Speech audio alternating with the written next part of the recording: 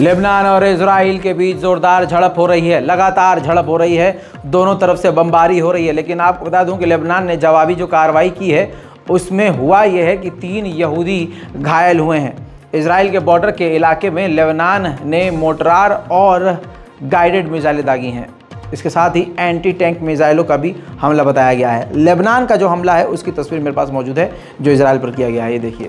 مشاهدينا معكم مباشرة من الحدود اللبنانية الفلسطينية وتحديدا بمحاذاة مستعمرة المطلي، حيث أطلق صاروخ على المستعمرة وتم استهداف دبابة حسب المعلومات الأولية. ويقوم جيش العدو الإسرائيلي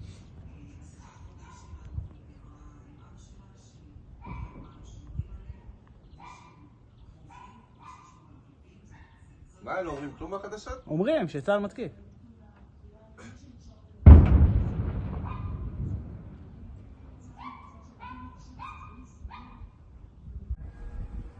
ما نراه بالصورة الآن هو اندلاع الحريق في أحد الأهداف التي يعني استهدفها صاروخ ربما داخل مستعمرة المطلي. العدو الإسرائيلي من مرابطه في الجولان السوري المحتل بدأ بقصف तलत الحمامس मुशरिफा على सहल القيام ومرجعيون। दोस्तों इसके अलावा मैं आपको ले चलूँ गाज़ा। तो देखिए ये खुद इजराइल ने फुटेज जारी की है जिसमें उसने दिखाया कि गाज़ा पर उसने कैसे खौफनाक हमले किए हैं।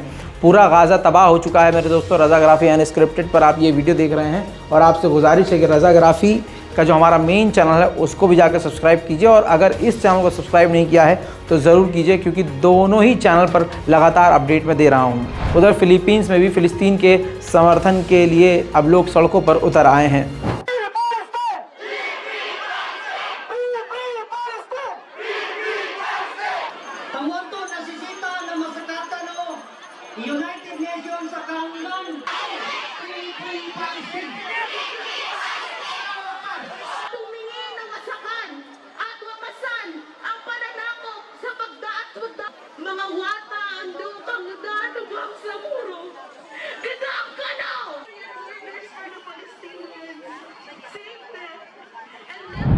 वहीं दोस्तों ब्रिटेन के फॉर्मर डिप्लोमेट, वहीं के सरकारी जो डिप्लोमेट हैं उनको, यूके के डिप्लोमेट को, फॉर्मर डिप्लोमेट को गिरफ्तार किया गया है। इल्ज़ाम ये है कि वो फ़िलिस्तीन और हमास को सपोर्ट कर रहे थे।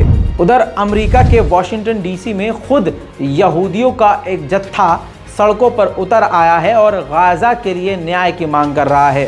गाज़ा और फ़िलिस्तीन पर जो जुल्म हो रहा है उसको रोकने की बात कर रहा है। देखिए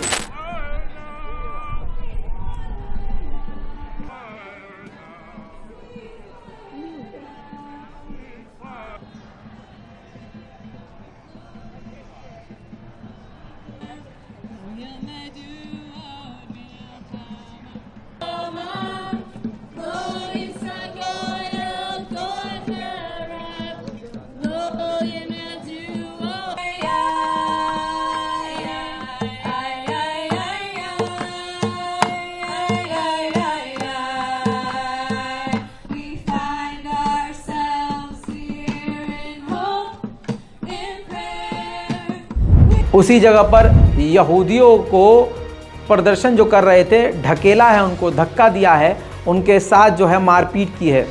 तस्वीरें ये देख लीजिए। अब ये तस्वीरें वहीं की मिलेंगी आपको जहां फ़िलिस्तीन के समर्थन में प्रदर्शन है। अगर इजराइल के समर्थन में प्रदर्शन हो रहा होगा तो पुलिस कुछ नहीं कहेगी, सरकार कुछ नहीं कहेगी।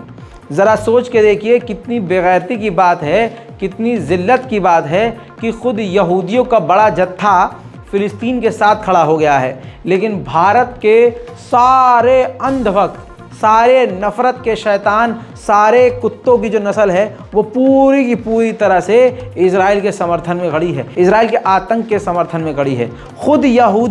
खुद यहूदियों की सरकार के विपक्ष की पार्टी के कुछ नेता भी कह रहे हैं कि ये ज़्यादा हो रहा है, ये गलत हो रहा है, जंग लड़ने का तरीका अलग होता है। अरे इंटरनेशनल जो लॉ है उसका उल्लंघन हो रहा है। सभी ये बात मान रहे हैं और ख़ुद यहूदी तक कह रहे हैं भाई ये गलत कर रहा है इजराइल। लेकिन भारत के अंधभक्त लगे हुए हैं, क्योंकि वो यही चाहते हैं कि भारत के मुसलमानों के साथ भी किसी न किसी दिन हम यही करेंगे। इसीलिए वो 2024 में मोदी जी को चाहते हैं। उधर कुवैत की गुल्फ यूनिवर्सिटी में फिलिस्तीन के लिए ज़बरदस्त प्रदर्शन शुरू हो चुका है।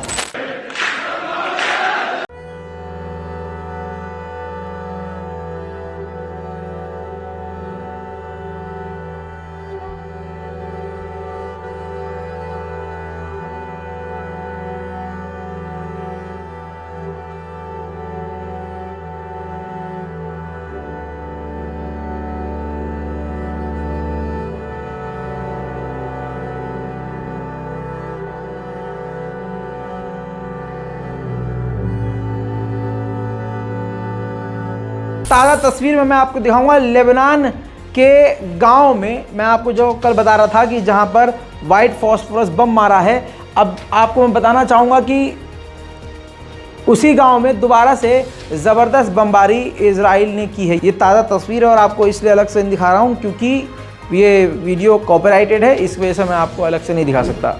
उधर ईरान के सुप्रीम लीडर खामनाई का ऐसा बयान आया है जिससे अब तनाव बढ़ने की आशंका है और कहा जाए गाज़ा की उम्मीद बढ़ सकती है। दोस्तों, कहा यह जा रहा है, जो उन्होंने खुद बयान दिया है वो, बल्कि बयान मैं अलग से दिखा दूंगा आपको। खामनाई ने कहा कि अगर इजराइल का इसी तरह से जुल्म बढ़ता रहा, तशद्दुद बढ़ता रहा, तो कोई भी ताकत दुनिया के मुसलमानों को और लड़ाकू संगठनों को गाज़ा के लिए, फिलिस्तीन के लिए आगे आने से नहीं रोक सकती। सुनिए। اگر چنانچه این جنایت ادامه پیدا کنه مسلمان ها بیتاب میشن، نیروهای مقاومت بیتاب میشن، کسی جلو اینا رو دیگه نمیتونه بگیره. اینو بدانن، توقع نکنن از کسانی که نگذارید فلان گروه فلان کارو بکنه. کسی نمیتونه جلو اینا رو بگیره وقتی بیتاب شدن. یه واقعیتی است که وجود داره. البته هر کارم بکنه رژیم صهیونیستی جبران شکست مفتضحانه‌ای که تو این قضیه خورد رو نخواهد توانست بکنه.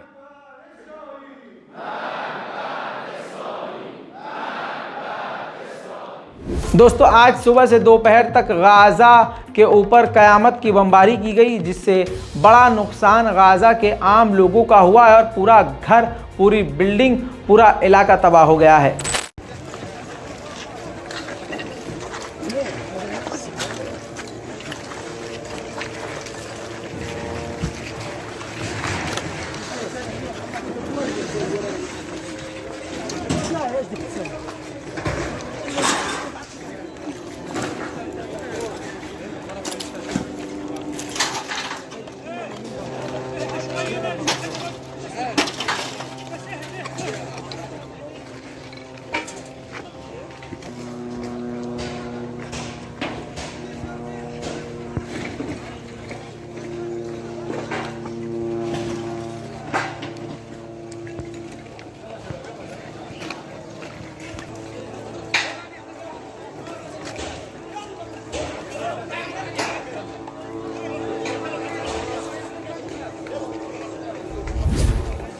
अमेरिका ने मिडिल ईस्ट इलाके के फौजियों के जो कमांडर बनाए हैं, वो कमांडर अपने अधिकारियों के साथ इस वक्त इजराइल में मौजूद है। दोस्तों, ये वो शख्स है जो इजराइल में अभी बैठा है और मिडिल ईस्ट का, अमेरिका का ये कमांडर है। दोस्तों, आप गाज़ा की तकलीफ़ क्या ही समझेंगे। ये जो भारत में बैठे हुए इजराइल के लिए छाती पीट रहे हैं, वो बेगैरत हैं, बेगैरत, दोगले। अरे वो भारत के मुसलमानों के साथ क्या करते हैं खुद देख लीजिए, तो वो फ़िलिस्तीन के मुसलमानों के लिए बोलेंगे क्या? अरे जो भारत के मुसलमानों को काट देने की, टुकड़े टुकड़े कर देने की, भारत के मुसलमान महिलाओं का रोड पर, बीच सड़क पर सामूहिक बलात्कार करने की बात स्टेज से करते हों, आप उनसे उम्मीद करेंगे वो फ़िलिस्तीन के मुसलमानों के साथ खड़े होंगे? ये तस्वीर देखिए दोस्तों, एक लाचार मजबूर बाप अपने दो बच्चों को, दो बेटों को अपने घर के मलबे में आवाज़ दे रहा है, हाथ डालकर ढूंढ रहा है इस उम्मीद से कि काश उसका बेटा ज़िंदा हो, काश उसके बच्चे ज़िंदा हों। लेकिन ये दर्द आप क्या समझेंगे? ये दर्द वो नेता क्या समझेगा जिसकी ना बीवी है ना बच्चा है, बीवी को छोड़कर अपने आप को पूरी दुनिया का बादशाह समझ रहा है, अपनी बीवी को छोड़कर सोचता है मैंने दुनिया के लिए बहुत बढ़िया काम कर दिया है। हालांकि वो पूरे ही भारत पर, पूरी दुनिया पर भारी पड़ रहा है। इस इंसान के दर्द को कौन समझेगा? मैं तो कहता हूँ ऐसे लोगों की हाय, इन मजलूमों की हाय उन लोगों को लगे, परवरदिगार अल्लाह करे लगे, तब उनको पता चलेगा। इसके अलावा लगातार ये तस्वीर देखिए, एक मिसाइल पूरे इलाके के अंदर ऐसा हमला करती है कि इलाके में घट्टा हो जाता है 15 फुट नीचे, और पूरे इलाके के लोग उस मलबे में दब जाते हैं, एक साथ सैकड़ों मारे जाते हैं। लेकिन यही तो मज़ा दे रहा है भारत के भक्तों को, यही तो चाहिए। फिलहाल की रिपोर्ट में अभी तक इतना ही, जल्द लौटूंगा और भी ताज़ा जानकारियों के साथ। तब तक के लिए जय हिंद।